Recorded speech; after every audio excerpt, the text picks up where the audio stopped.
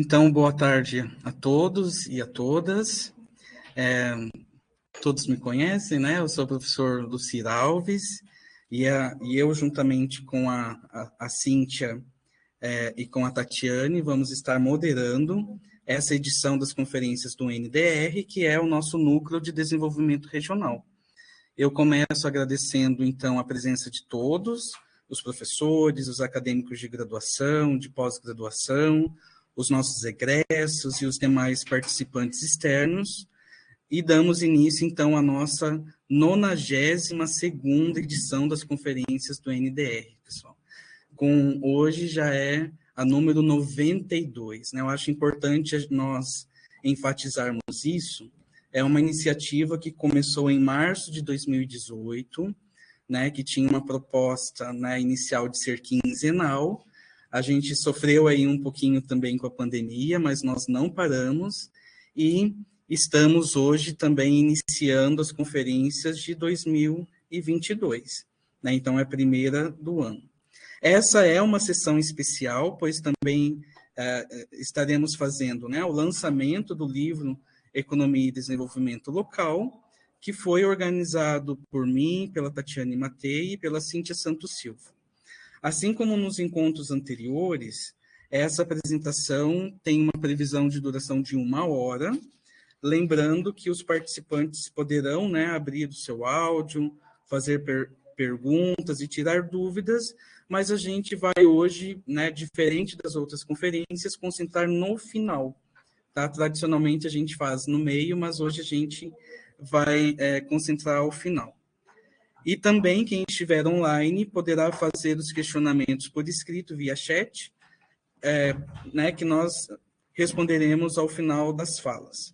Lembramos também que essa e outras conferências estão disponíveis no canal do NDR no YouTube, link que será disponibilizado na sequência no chat para vocês, onde também poderão seguir os outros trabalhos do Núcleo de Desenvolvimento Regional, também pelo Twitter, pelo Instagram, pelo Facebook, e pedimos, né, convidamos a quem ainda não se inscreveu em nossas mídias sociais, que se inscrevam para poder receber notificações de novos conteúdos e eventos organizados pelo NDR, deixando também o seu like. Então, antes de começarmos oficialmente essa conferência, eu vou pedir, né, para quem estiver remotamente, mas eu acho que todos já estão, que mantenham os vossos microfones desligados, só para, né, não termos nenhuma interferência aí no áudio, e liguem somente, então, quando forem fazer a vossa participação. A gente vai passar, então, pessoal, para a conferência em si, que é com bastante alegria, né, que a gente vai falar hoje sobre o livro, né, Economia e Desenvolvimento Local, como já mencionamos. Eu quero também aqui ressaltar que essa é uma publicação fruto de pesquisas de dissertação, de mestrado, tese de doutorado e outras pesquisas do PGDRA, né, do mestrado e doutorado em desenvolvimento regional, então organizado aqui pelo Núcleo de Desenvolvimento Regional. Para quem não conhece, né, o que vamos chamar a partir de agora de NDR, né, é um núcleo da UniOeste, do campus de Toledo, que integra 2 programas de pós-graduação, o de Desenvolvimento Regional e Agronegócio, que tem um mestrado e doutorado, o de Economia, né, com um mestrado, e o Colegiado de Ciências Econômicas. Né, os 3 cursos estão vinculados ao centro do CCSA, que é o Centro de Ciências Sociais Aplicadas. O NDR ele tem como objetivo, né, além de produzir estudos, pesquisas, né, sobre a área de desenvolvimento regional, logística, agronegócio, pesquisas populacionais, sobre a distribuição das atividades econômicas e tudo aquilo que se relaciona de alguma forma com o desenvolvimento socioeconômico territorial, regional e local. E aqui eu quero enfatizar esses 3 elementos, pessoal: o territorial, o regional e o local. Por quê? Porque esse livro que nós estaremos falando hoje, de Economia e Desenvolvimento Local, ele completa, digamos assim, uma trilogia, né? O NDR já lançou o livro de Economia e Desenvolvimento Regional, já lançou o livro de Economia e Desenvolvimento Territorial, e agora nós completamos essa trilogia com o livro Economia e Desenvolvimento Local, que contém 17 capítulos com egressos do mestrado, doutorado e alguns pesquisadores convidados. Basicamente, são 30 pessoas que foram envolvidas aqui na organização desse livro, entre autores, organizadores e colaboradores, né? A professora Eduarda Marques da Costa, que foi convidada para fazer o prefácio do livro, da Universidade de Lisboa, Portugal, nosso aluno de mestrado, o Márcio Casama, que gentilmente fez o design da capa e outras partes gráficas do livro, além de todos os autores dos 17 capítulos que formam o livro, que são de diferentes instituições de ensino superior, do Paraná, do Brasil e do exterior, onde nós trazemos, né, uma análise interdisciplinar sobre o tema de desenvolvimento local. E interessante também mencionar, pessoal, que é o desenvolvimento local visto sob a perspectiva do PGDRA. Então, as diferentes possibilidades de se estudar um tema sob diferentes perspectivas. Como que nós vamos fazer a nossa conferência hoje, né? Essa apresentação? Nós convidamos, né, alguns autores, aliás, todos os autores foram convidados, mas alguns não podiam participar hoje já por compromissos, né, pré-agendados, e nós vamos estar chamando esses autores em momentos específicos para fazer uma breve apresentação do seu capítulo, né? Não temos tempo suficiente em 1 hora para apresentar os capítulos integralmente, então nós temos em torno de 9 autores convidados que confirmaram a apresentação, que irão falar brevemente, em torno de 4 minutos, muito rápido mesmo, o objetivo do capítulo e algo a mais que eles queiram destacar dos seus capítulos específicos, tá? Então, essa vai ser a nossa dinâmica de hoje. A gente tem que lembrar também, né, que o desenvolvimento local não é um conceito, digamos, único, né, é uma perspectiva de análise, né, que leva em consideração as particularidades, as características locais, e pensando, então, que cada lugar é diferente do outro, né, cada análise do desenvolvimento local também vai ser diferente de uma região para outra, de um município para outro, e assim sucessivamente, né? Então, isso também é o objetivo da conferência de hoje, né, de dar uma noção para vocês daqueles elementos que constituem o debate do desenvolvimento local, né, nos 17 capítulos, então, que formam o nosso livro, com discussões teóricas ou metodológicos ou estudos empíricos a respeito desse tema. Quais são essas características, então, pessoal? Agora sim, começamos com os temas que são tratados no livro. Tá? Lembrando que o livro é um e-book, é gratuito e é livre para o acesso de todos vocês. Então, nós temos, por exemplo, aqui, nesse primeiro slide, 4 características, né? Os 4 primeiros capítulos que estão abordados no nosso livro. Então, a gente tem aqui o primeiro, né, da articulação entre políticas locais e o próprio os atores locais, né, o quanto a política local vai interferir no processo de desenvolvimento, né, a gente sabe o quanto isso é importante influencia e pode incentivar, né, uma melhoria, né, mais rápida ou não do processo de desenvolvimento. No capítulo 1, com Alexandre de Souza Correia, da sua tese de doutorado, orientado pela Zelimar. A gente também tem no capítulo 2 uma fala sobre a participação da economia solidária ou da economia criativa no processo de desenvolvimento local, né, que foi escrito por uma ex-doutoranda, a Edna Marta Pelosi, tá? Só para vocês saberem, os títulos que estão em amarelo são os autores que vão estar presentes aqui hoje, tá? E é nesses que a gente vai enfatizar um pouquinho mais. Então, o terceiro capítulo, né, ele trata da existência, né, é um exemplo de como um determinado setor econômico pode influenciar no processo de desenvolvimento, enfatizando, então, o papel das universidades nesse processo. Esse é o capítulo em que nós temos uma participação internacional.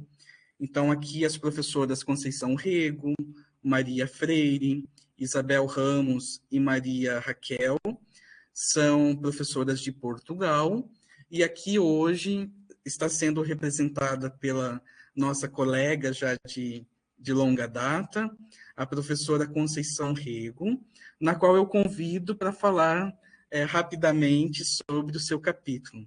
Primeiro, obrigado pela participação, Conceição, e passo a palavra para si. Muito obrigada pelo convite, desde logo pelo convite para participar no livro e pelo convite hoje para estar aqui convosco. E boa tarde para o Brasil, boa noite para outras geografias. Aqui já estamos depois de jantar. Vou-vos falar rapidamente do capítulo que nós escrevemos para este livro sobre desenvolvimento local. Se há coisa que nós sabemos bem, é que as universidades e as instituições de ensino superior em geral, quando se instalam num determinado local, numa determinada cidade, produzem efeitos. Estes efeitos já estão, em muitos casos, bastante estudados, já é um tema que já não é novo, portanto já há muita bibliografia sobre os efeitos económicos, territoriais das instituições de ensino superior nos locais onde se instalam. A nossa abordagem aqui foi um bocadinho diferente, porque sabendo que os tópicos mais habituais, efeitos de procura, efeitos por via da transmissão de conhecimento tradicional, da ligação com as empresas, etc., já estavam bastante consolidados, nós procurámos explorar um domínio novo, ou melhor, talvez dois domínios novos. E então este capítulo trata da análise das relações entre as instituições de ensino superior e as cidades, sobretudo na medida em que estes efeitos fazem sentir na qualidade da paisagem urbana, ou seja, como é que as instituições de ensino superior e como é que a atuação das instituições de ensino superior contribui para melhorar, ou como é que afeta, não tem necessariamente que melhorar, pode também trazer consequências negativas, mas como é que a existência de uma instituição de ensino superior afeta a qualidade da paisagem urbana. Incluímos na nossa análise as dimensões estéticas, socioculturais, ecológicas, funcionais, portanto tentando abarcar o máximo possível das dimensões da paisagem urbana e, por outro lado, tentámos perceber como é que estas instituições impactam também a qualidade de vida dos cidadãos do ponto de vista mais social. Portanto, este texto centra-se em dois domínios, no ponto de vista do efeito na qualidade do ambiente e da qualidade do ambiente urbano, em particular, e, por outro lado, nos efeitos no desenvolvimento social e comunitário, no tipo de relações que se podem estabelecer e que afetam o desenvolvimento social e comunitário. É um texto que é construído com base em revisão de literatura, portanto não foi um trabalho com que fomos para o terreno fazer estudo de caso. É um trabalho de revisão bibliográfica em que, no fundo, procuramos identificar alguns benefícios e algumas tensões precisamente destas relações que sabemos existir nestes domínios entre as instituições de ensino superior e as cidades. Como é que a própria localização das instituições impacta a cidade, que tipo de atividades é que são desenvolvidas e como é que elas interagem com o cotidiano da cidade e com o cotidiano dos residentes, que boas práticas é que as instituições de ensino superior registam que podem ser adotadas por outras instituições ou pela população, como é que, através das ações em termos da melhoria do ambiente, é possível fazer transmissão de conhecimento e de informação para a população em geral e, portanto, nestes aspectos nós tentamos sempre que possível identificar aspectos positivos e negativos desta relação. Portanto, o nosso texto estrutura-se em duas partes, em duas secções, enfim, para além depois das questões habituais, da introdução e das notas finais, temos duas secções mais relevantes.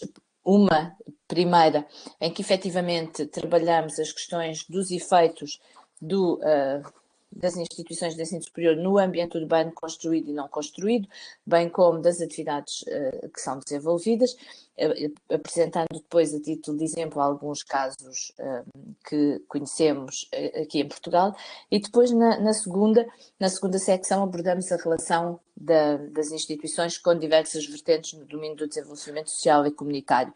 Como é que se refletem, que efeitos é que têm nos espaços patrimoniais, na preservação do património, por exemplo, ou na destruição do património, podemos ter casos dos dois.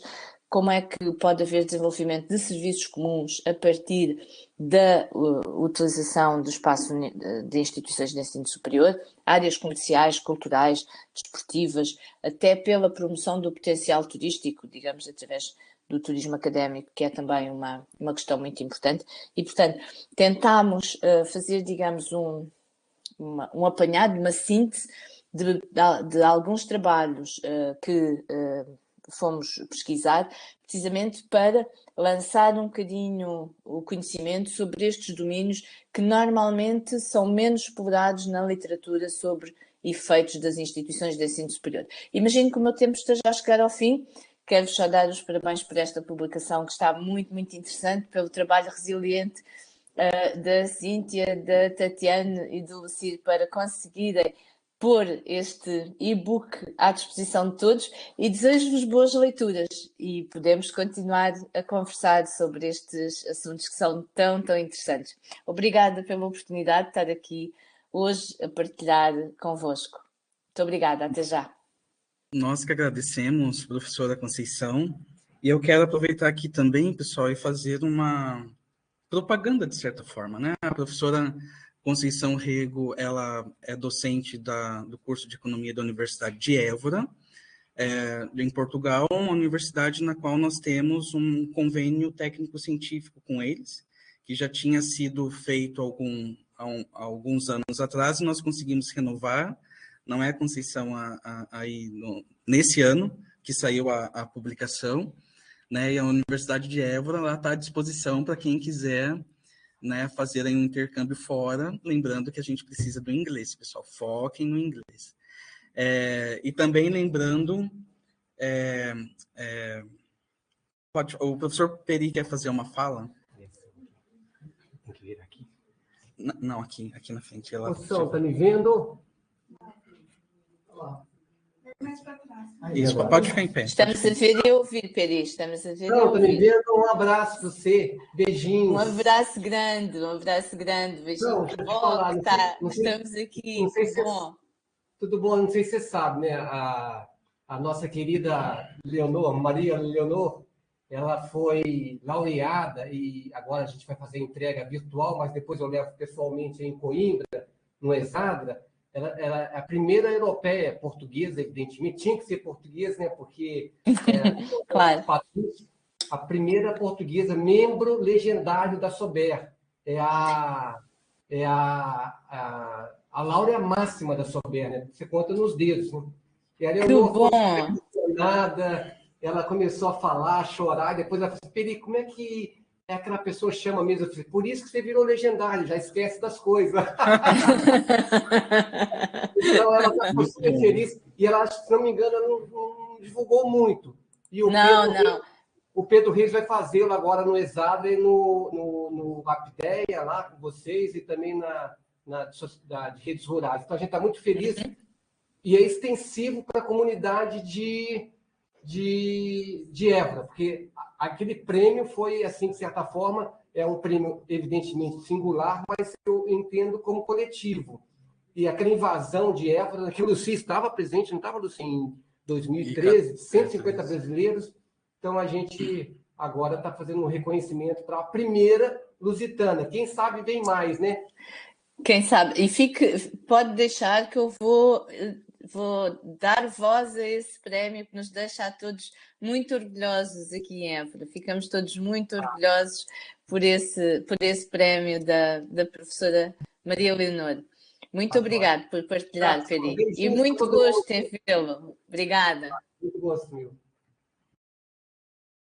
Obrigado novamente. Só antes da gente passar para o próximo, eu quero mencionar também, né, o quanto a Universidade de Évora, em especial a professora Conceição, eles têm feito pesquisas muito interessantes nessa área, né, do impacto das universidades no processo de desenvolvimento, e esse foi um dos motivos pela qual ela foi convidada para orientar a Tatiane Matei, que está aqui presente também.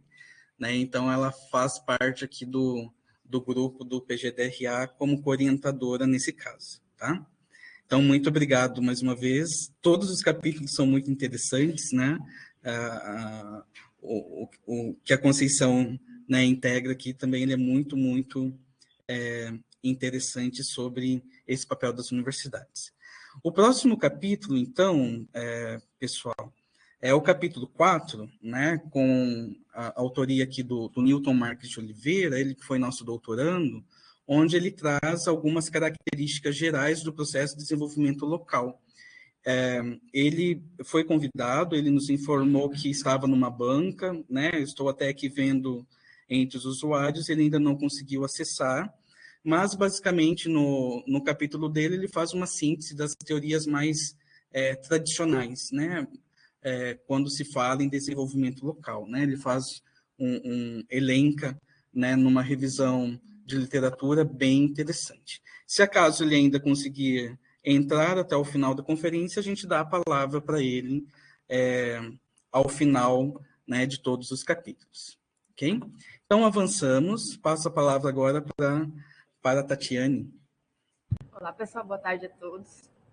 Bom, como todos nós sabemos, né, o Brasil é um país onde o setor rural possui grande participação na geração de emprego e renda.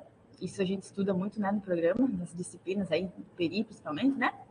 Mas não são todas as regiões que esse setor consegue gerar desenvolvimento local, né? E é nesse contexto, então, que a estrutura agrária fundiária ela é discutida no livro também, juntamente com a continuidade da propriedade rural. Esse tema ele é discutido no capítulo 5, da Luciana, Virgínia, Mário, Bernardo e do Ricardo Rica. E também nós temos no capítulo 6, abordando a questão da ruralidade em si, para o processo de desenvolvimento local. Esse capítulo então, foi escrito pelo Adriano Renzi e o professor Carlos Alberto Piacente. Então, eu vou convidar o Adriano para contar um pouquinho o que eles escreveram no capítulo, né?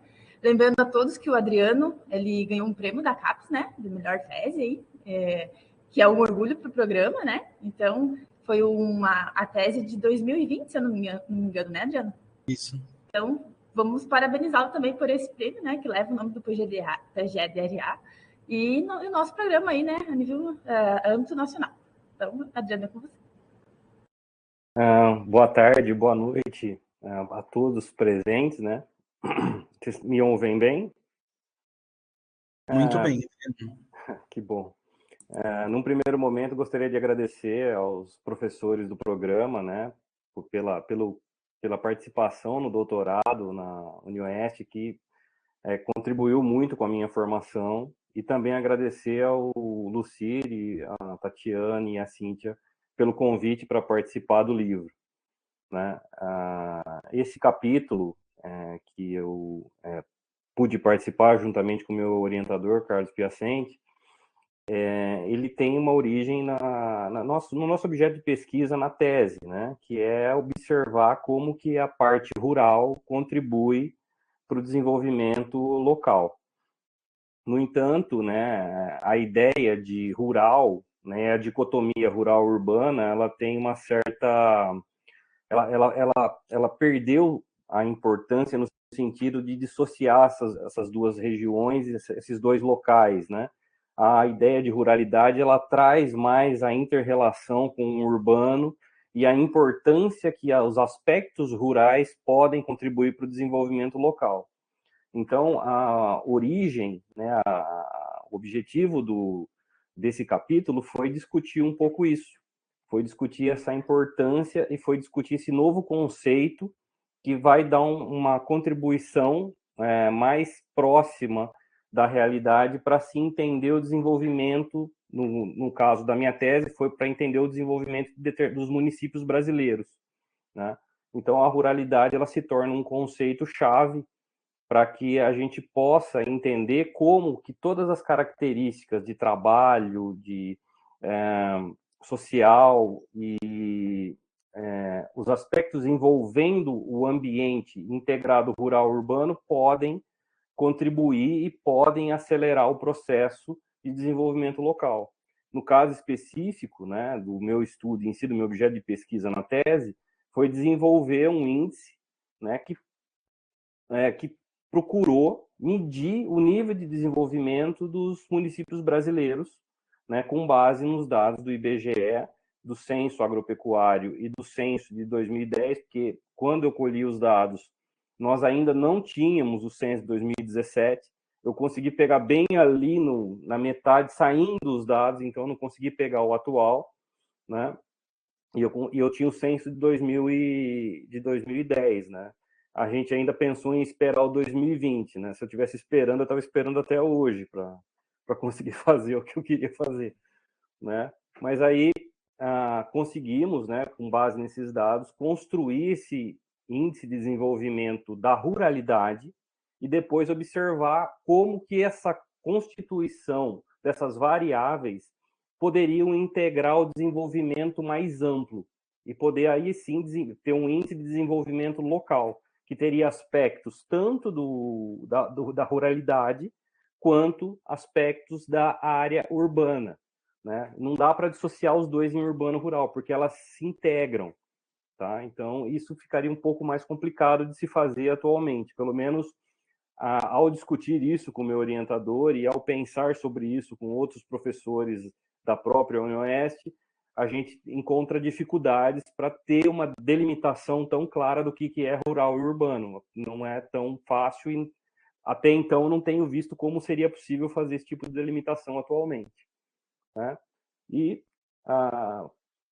a gente conseguiu, né? Falo a gente que o trabalho é tanto meu quanto do professor Piacente, mas há uma integração com os outros professores, os quais eu também agradeço enormemente e aproveitei muito cada uma das disciplinas para constituir esse trabalho, né? Inclusive tem dois sentados bem aí na frente, que se eu estou vendo bem aqui é o professor Christian e o professor Carlos.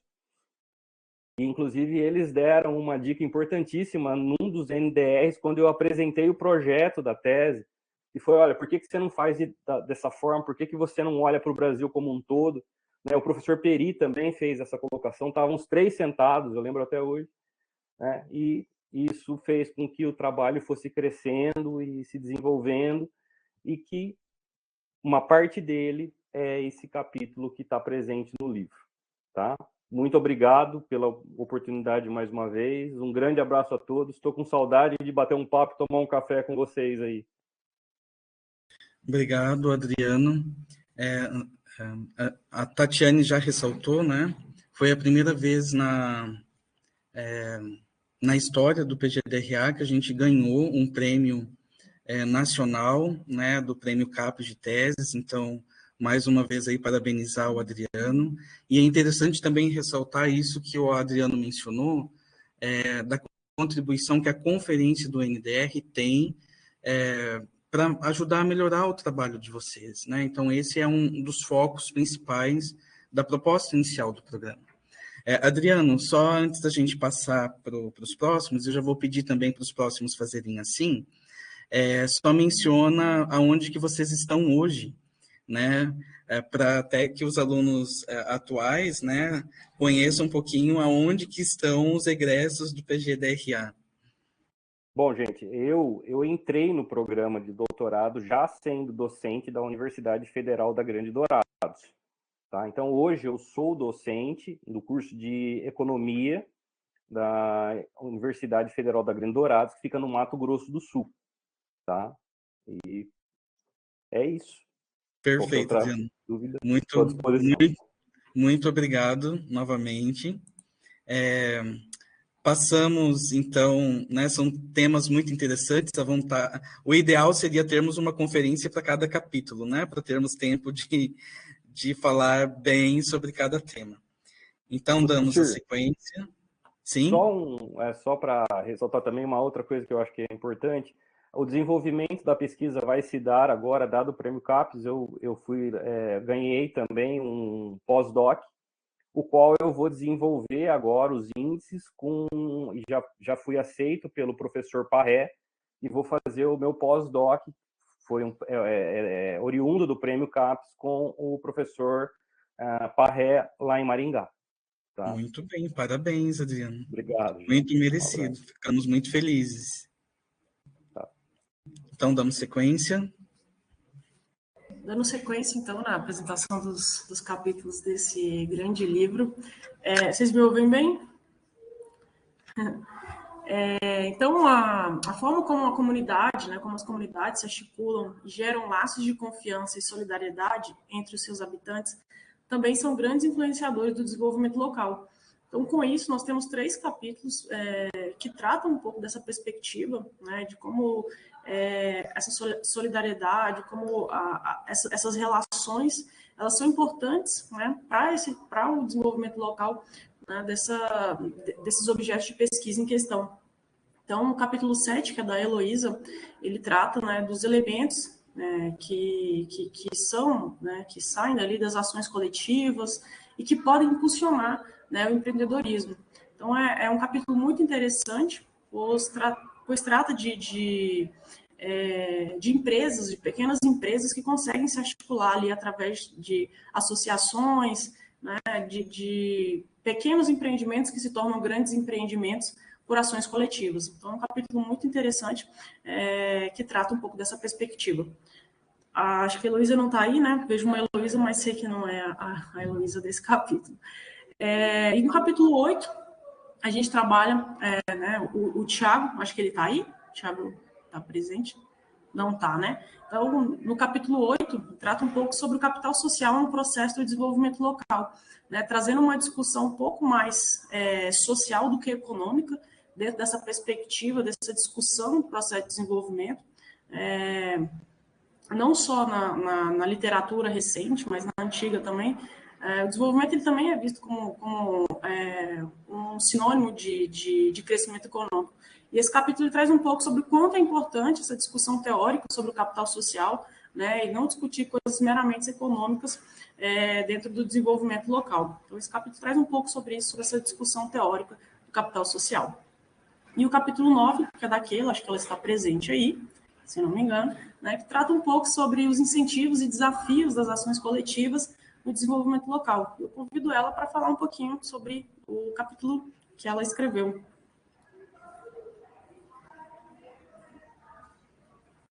Oi, boa tarde. Me ouvem Boa bem? tarde. Ouvimos, sim. Obrigada. Primeiramente, então, boa tarde, boa noite a todos. Eu agradeço muito a oportunidade e o convite. Eu sou hoje da Universidade Estadual de Maringá, da UEM. Quando finalizei o doutorado, eu estava ainda... Aliás, fazia 3 ou 4 meses que eu estava na UEM, mas meu mestrado e o doutorado foi no PGDRA, sou filha da UniOeste, estou tentando sempre voltar e manter os laços e as parcerias, então, mais uma vez, obrigada pela oportunidade. Este capítulo, que fala das ações coletivas e desenvolvimento local, principalmente dos incentivos e desafios, é uma união, justamente, da minha dissertação do mestrado e da tese de doutorado, ambos orientados pela professora Carla. E esse capítulo em específico, ele busca contribuir com a pesquisa da área das ações coletivas e desenvolvimento local, mas de uma perspectiva inovativa, né? Que é o olhar para dentro da ação coletiva, como ou de que maneiras os atores locais podem mais bem gerenciar e liderar essas ações coletivas para continuar contribuindo com o desenvolvimento local. Então, o artigo todo centra-se nessa compreensão das ações coletivas, trazendo esses incentivos e desafios não somente para os atores envolvidos aí nas associações cooperativas e os mais diversos tipos dessas organizações, também para o seu entorno, mas trazendo justamente esse olhar para quem gerencia essa estrutura da ação coletiva e para quem lidera as pessoas que fazem parte dessas ações coletivas. Então, esse capítulo ele possui 3 principais momentos. Num primeiro momento, aborda as características, as definições, o que caracteriza esse tipo de organização, desde o compartilhamento de recursos, compartilhamento de ideias e tudo mais, trazendo também a principal característica que diferencia de outros tipos de organização, que é justamente a união, né, de indivíduos, empresas aí que são ao mesmo tempo autônomos, mas interdependentes.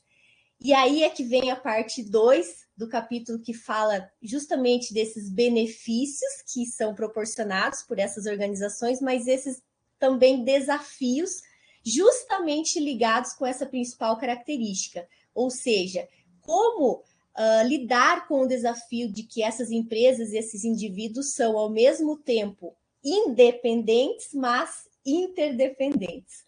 E, a partir desse desafio especial, o terceiro momento vem falar de gestão e liderança. Então, nós diferenciamos aí o que é a gestão de ações coletivas, o que é a liderança de ações coletivas, mencionando que uma é estrutural, a outra é mais pessoal, né? É liderar pessoas, de maneira que trace aí, se assim posso dizer, dicas, né? Reflexões teóricas que resultado aí de mais de 300 páginas escritas e muita leitura, ou seja, é um capítulo teórico que aborda aspectos, então, nessa parte da liderança e de gestão que podem ser e devem ser olhadas por quem faz parte da ação coletiva e que assim possa continuar mantendo-as ao longo do tempo e contribuindo para o desenvolvimento local.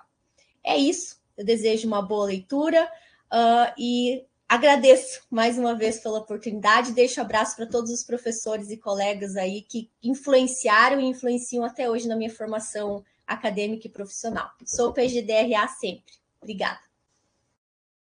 Muito obrigado, Keila. É mais um capítulo muito interessante do nosso livro, né? Continuando, pessoal, né? A hora passa muito rápido, né? Quando os assuntos são interessantes. Nós sabemos que diferentes setores, como a gente já mencionou, a questão da própria universidade, né, do setor da educação, podem impulsionar, né, o processo de desenvolvimento local.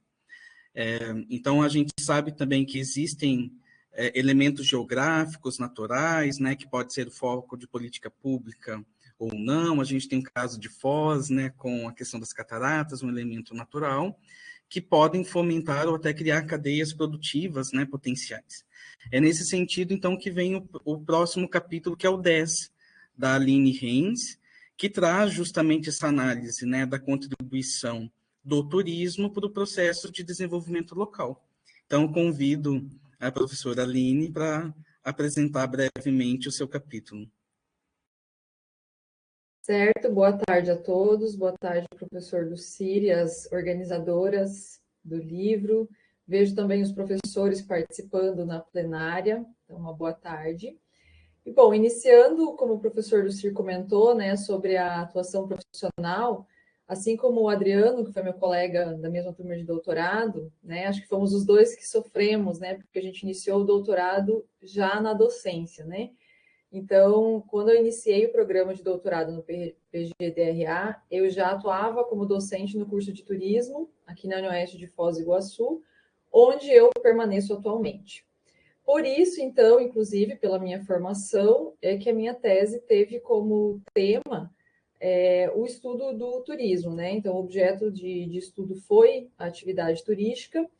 E esse capítulo do desenvolvimento local e o turismo, ele foi um capítulo que foi utilizado da tese, porque ele corrobora, né, com a importância do turismo como uma base econômica produtiva. E esse capítulo ele busca também indicar as contribuições desse setor para o desenvolvimento das localidades. Então, ele foi um capítulo organizado em apenas 2 sessões. A primeira, ela é uma sessão teórica, onde são apresentadas as principais teorias e referências de desenvolvimento local e como o turismo pode utilizar, então, essas referências. Eu diria até que ele é um capítulo um pouco mais didático.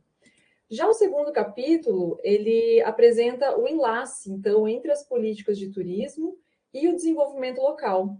Então, destacando que esse fortalecimento ele ocorreu no Brasil na década de 90, especialmente após aí uma reestruturação da atividade turística no país, e principalmente a importância do desenvolvimento local para o turismo, ela vem de uma indicação da própria Organização Mundial do Turismo, que no final dos anos 80 já publicou e indicou às nações que a escala local ela é a mais importante para o desenvolvimento do turismo. Então, independente da presença de um Ministério de Turismo ou de uma Secretaria de Estado, a escala municipal, a escala local, é onde o turismo de fato acontece.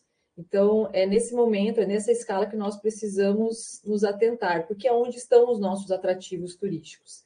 Então, nesse sentido, o livro ele coloca também, né, principalmente nesse capítulo, a relação entre os segmentos de turismo que podem ser aproveitados. E um dos segmentos, ou um dos aspectos que tem sido trabalhados nos últimos anos, é o turismo de experiência. Então, o turismo de experiência ele busca um diferencial na experiência turística. E o envolvimento da localidade na questão da autenticidade dos atrativos, na vivência, né?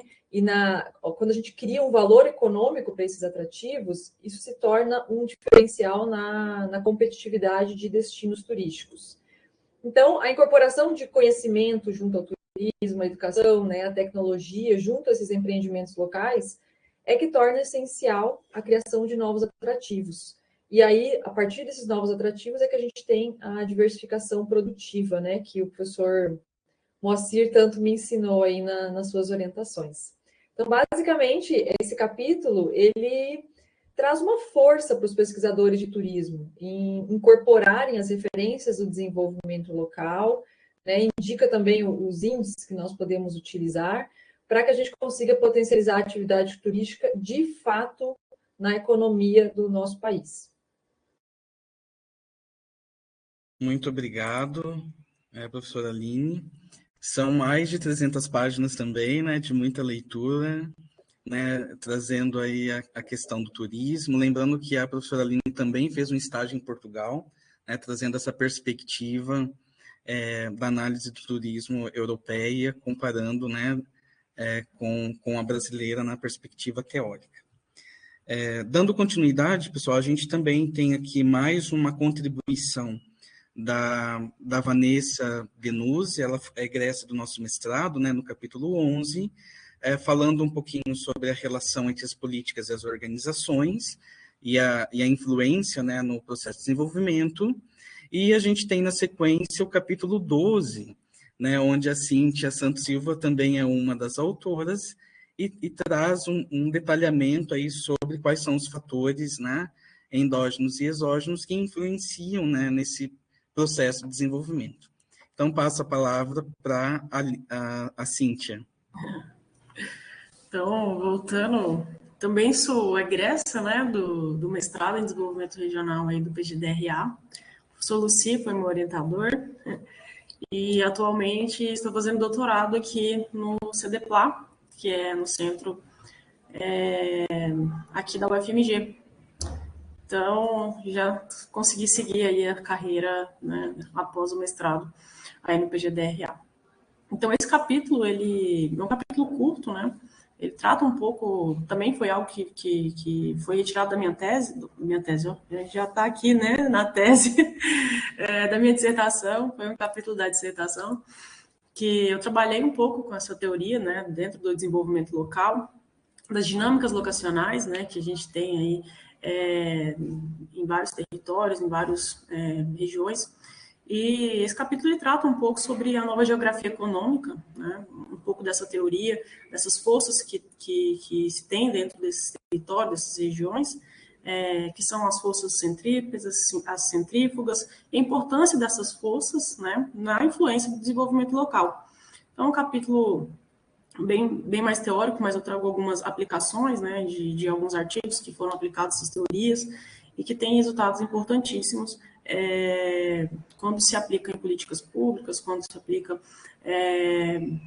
no contexto aí também político. Então, é um capítulo básico, um capítulo que também se torna interessante, né, por entender que essas forças elas são importantes para o desenvolvimento local. Então, basicamente isso, uma fala curta, de 4 minutos. Eu vou precisar me retirar, que eu estou aqui participando de um congresso ibero-americano de cultura e eu tenho um artigo para apresentar agora, mas sou muito feliz de estar participando da construção desse livro, né, e a gente tem muitos debates. Eu acho que o livro ele não se encerra, né, a partir do momento da publicação. Agora é uma jornada que a gente tem de discussão sobre tudo que está escrito, sobre tudo que a gente conseguiu inserir nesse livro para contribuir realmente com a literatura do desenvolvimento local e da economia como um todo. Então, muito obrigado também, professor, pelo convite de fazer parte da construção desse livro. Obrigado, Cíntia. Boa sorte aí na apresentação. Antes de você sair, só quero agradecer publicamente, né, toda a colaboração que você e a Tatiane deram. Né, eu iria falar ao final, mas como você não vai estar, né, muito obrigado aí por toda a ajuda e colaboração nesse processo. Muito obrigado mesmo. Continuamos, então. Bom, então, com tudo que a gente viu até agora, né, o pessoal que falou e contou um pouquinho do seu capítulo e dos demais capítulos presentes no livro, a gente pode considerar que o desenvolvimento local é um processo dinâmico e evolutivo, né? Planejar o desenvolvimento local é algo relativamente novo, né? A partir dos anos 70 que a gente tem esse campo de discussão do planejamento, né?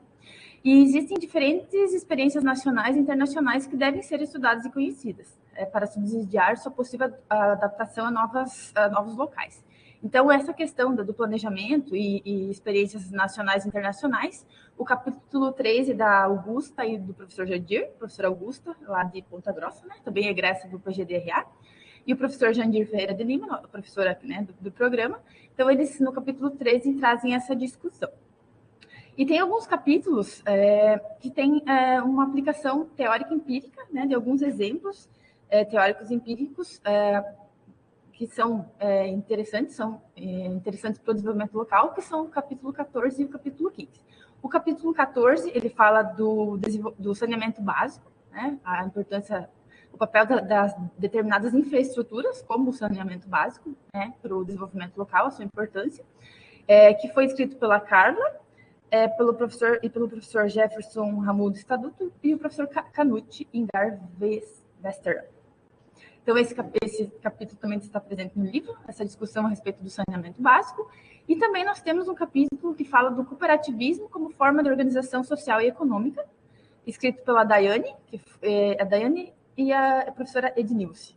Foi fruto de uma dissertação de mestrado. E eu convido, então, a Daiane para contar um pouquinho sobre o capítulo dela. Acho que ela deve estar presente aí na plateia, né? Ela está presente, ela vai vir aqui do meu lado para falar um pouquinho sobre o capítulo dela.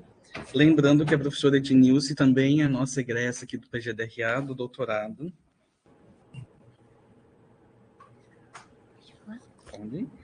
Olá, pessoal. Boa tarde a todos.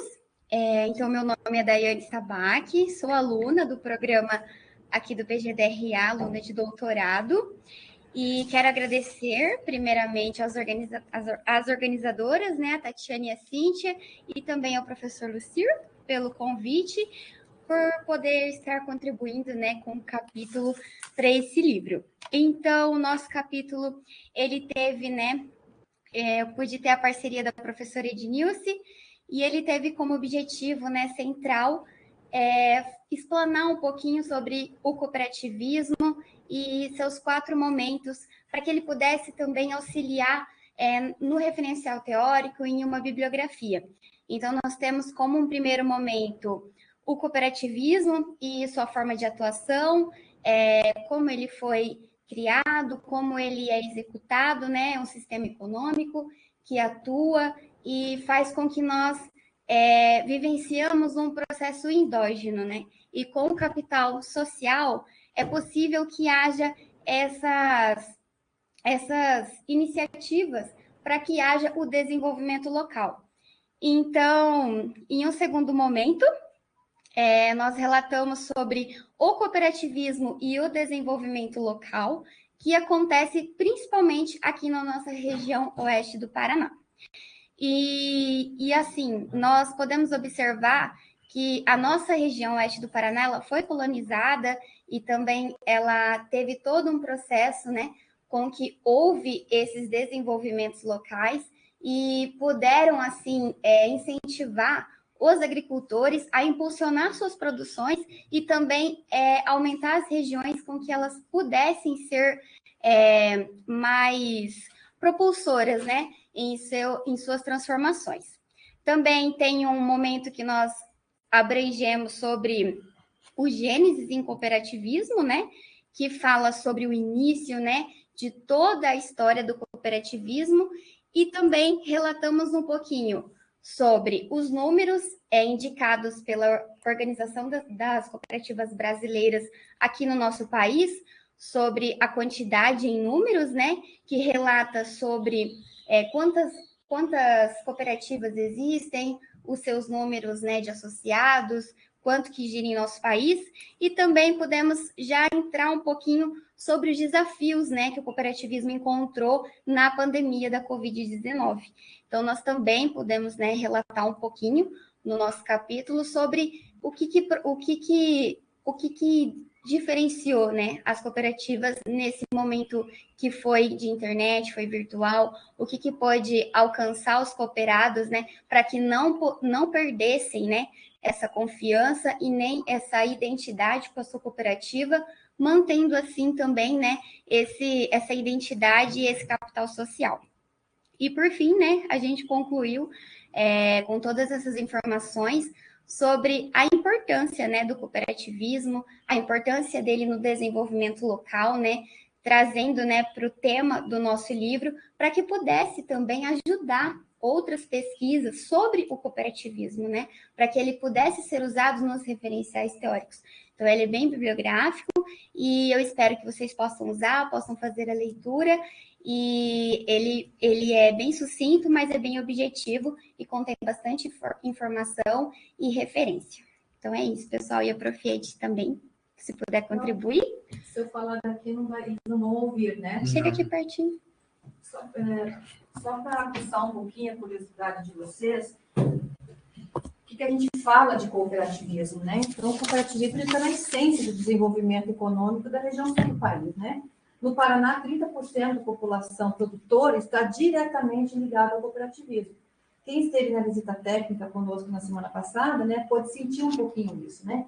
Então, você deixando de lado todo o romantismo que está ainda por trás, muitas pessoas ainda acham que isso é o que prevalece, né? Na prática, não é. Então, na verdade, o estado de pertencimento do produtor rural ao fazer parte de uma estrutura cooperativista, isso sim carece, de repente, de alguns estudos do ponto de vista da antropologia, da etimologia, né? Mas independente dessa situação ou não, o cooperativismo é um modelo econômico que tem se mostrado ao longo do tempo eficiente e muito atual. Então, ele já é um modelo centenário, né? E ele tem se mostrado. Tem outros países, como o Canadá, por exemplo, onde é uma estrutura autossuficiente e cooperativada. E o Paraná, hoje, nós temos aproximadamente 179 mil produtores rurais cooperados. Então, quer dizer, a estrutura produtiva deste modelo econômico local é rural, né? E apesar de todos os estereótipos, é um modelo que vale a pena ser estudado, é um modelo econômico que não é do modelo, muito pelo contrário, né? e ele conseguiu se ajustar aos avanços do capitalismo, aos avanços dos modelos econômicos, dos modelos tecnológicos, e continua ainda se mostrando como um modelo eficiente para desenvolver regiões, né, localizadas. Só para fechar nesse sentido. Muito obrigado, Obrigada. Daiane, Obrigada. professora Ednilce. É interessante ressaltar, não é, autoras, que o Paraná é um dos estados mais cooperativados que nós temos no Brasil, então há aí um objeto de estudo bastante vasto ainda a ser explorado, né? A própria Daiane, né, esse capítulo é fruto da sua dissertação, mas o estudo vai continuar na tese, né, de doutorado que ela está cursando agora, né, mostrando aí o quanto tem ainda de campo a ser explorado. Muito bem, obrigado às autoras. Então, dando continuidade e já chegando bem próximo ao fim dessa sessão, nós ainda temos 2 capítulos, onde a gente vai estar ressaltando agora, né, no capítulo 16, da Heloísa Dalpozo, nossa egressa do doutorado, da turma do DINTER, né, do primeiro DINTER do PGDRA, que foi orientada pelo professor Weimar, vai falar um pouquinho, né, no capítulo e a seguir sobre as iniciativas de governança regional, né, exemplificando o caso do Oeste do Paraná no programa POD, né, Programa Oeste de Desenvolvimento. Então, passo a palavra para você, Heloísa. Fique à vontade. Obrigada, professor. Boa tarde a todos. Então, esse capítulo se originou também do resultado da minha tese de doutorado. Fiz doutorado pelo DINTER, né? Foi um convênio entre a Noeste e a Fundação Parque Tecnológico Itaipu e a Itaipu Binacional. E, atualmente, então, eu atuo no Instituto de Desenvolvimento Econômico e Social de Fronteiras, em Foz do Iguaçu, e também sou tutora de uma pós-graduação da Unicentro. Bom, o capítulo ele trata do seguinte: o Programa Oeste de Desenvolvimento é um programa de governança local, né, da nossa região. Nós fizemos a análise desse programa de governança sob o ponto de vista da nova economia institucional e abordamos, então, os impactos dessa governança aqui na região oeste do Paraná, e o nosso objetivo era dar sugestões de melhoria ou de revisões, etc., já que o Programa Oeste de Desenvolvimento estava passando no momento por uma fase turbulenta em termos de estrutura. Ele foi criado, ele foi concebido pelo envolvimento de várias organizações, ele passou por várias revisões, ele estava com tempo de maturidade também de 10 anos, então por isso que nós fizemos essa análise. A análise, ela aconteceu por meio de entrevistas com 45 pessoas que fizeram parte da governança ou fazem ainda. São desde pessoas que atuam em organizações públicas, privadas, e também de organizações que fundaram o programa. Nós fizemos, então, né, em relação à metodologia, um roteiro de entrevista semi-estruturado, entrevistamos todas essas pessoas, e durante a análise, nós buscamos compreender sobre quais aspectos o programa estava inserido dentro da abordagem teórica que nós trabalhamos, e como resultados, em termos de avaliação da governança, segundo as pessoas entrevistadas, havia muitos problemas, né? A gente levantou algumas lacunas relacionadas a decisões unilaterais, né? Não tanto no formato mais de participação democrática, que é um formato mais, segundo os autores que nós abordamos na tese, que é um formato mais aconselhável a se trabalhar num programa de governança. Outra lacuna também, algumas falhas de comunicação, alguns relatos de agendas ocultas que aconteciam dentro da governança, e também pouca participação durante as reuniões, principalmente nos últimos anos de 2018, 2019 e 2020. Da governança. Dentre as maiores conquistas, os entrevistados relataram a integração dos atores regionais. Então, nós sugerimos a diretoria do programa, inclusive, que participou da apresentação da tese, encontrar formas de viabilizar essa participação e também de envolver mais esses atores buscando a integração e o desenvolvimento regional. O programa ele tem alguns exemplos bastante positivos dessa integração que continua até hoje, como o Sistema Regional de Inovação, e aí nós sugerimos aí algumas possibilidades de melhoria para outras ramificações do programa que aconteceram aí ao longo dos anos. Muito obrigado, Heloísa.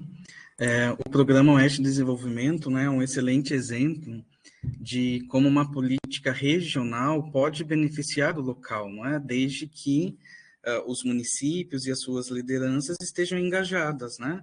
Então, a gente pode até trazer alguns elementos que foram falados antes, a importância do capital social, dessa visão, né, de cooperação e não de competição entre os municípios, né? Dentre tantos outros elementos que fazem parte de toda essa análise, né? Então, bastante interessante também. E o último capítulo, pessoal, trata também sobre um setor econômico, né? Sobre a forma como a tecnologia, a inovação e o desenvolvimento influencia determinados setores, né? Destacando aqui o caso da agroindústria canavieira, que foi objeto de tese do Claudelir Klein, né? Orientado pelo professor Peri Francisco Assis Chiquita, né? Então, né, nesses 17 capítulos, vocês podem ter uma dimensão, né, do quanto o desenvolvimento local, né, e a análise da economia de desenvolvimento local, ela é múltipla, ela é ampla, né, ela é muito diversa, né? Somente aqui nesse livro, né, a gente tem uma noção de pelo menos esses elementos, né? Então, a participação, a influência dessas características são destacadas nesse livro que a gente que está disponível para vocês, né, gratuitamente, para ser utilizado.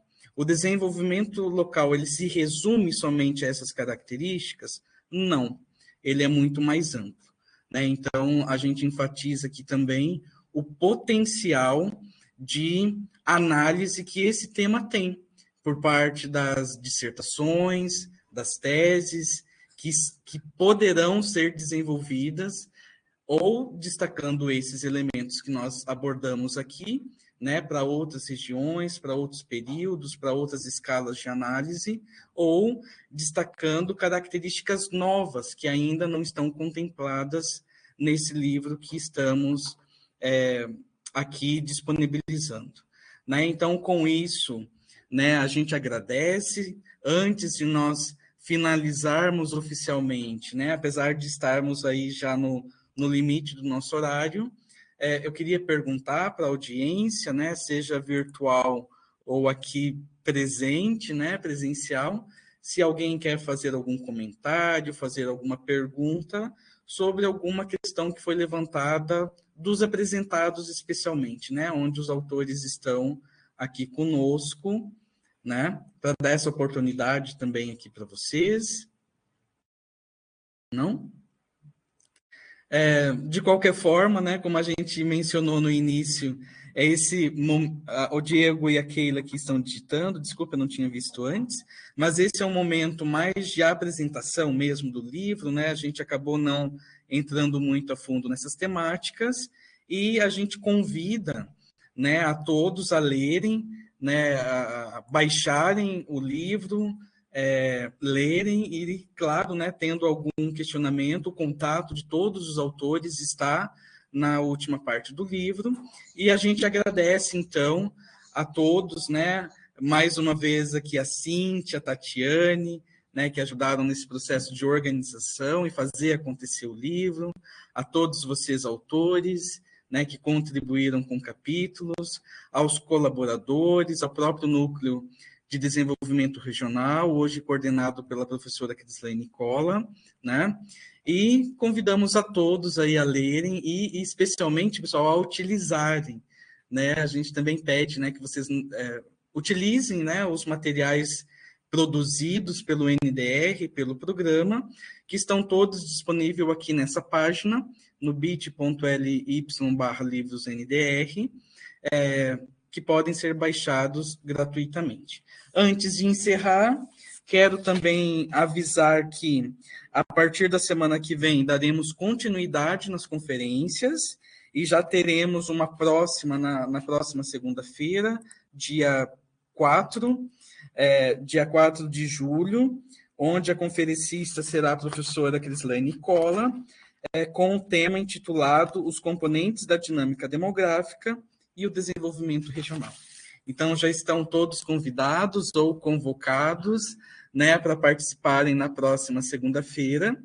E, mais uma vez, muito obrigado a todos vocês que participaram e pudemos ter esse momento, então, de lançamento do nosso livro, né? Sem a contribuição de vocês, o livro não existiria. Muito obrigado a todos, tenham todos aí uma excelente noite, uma ótima continuação de semana. Tchauzinho a todos.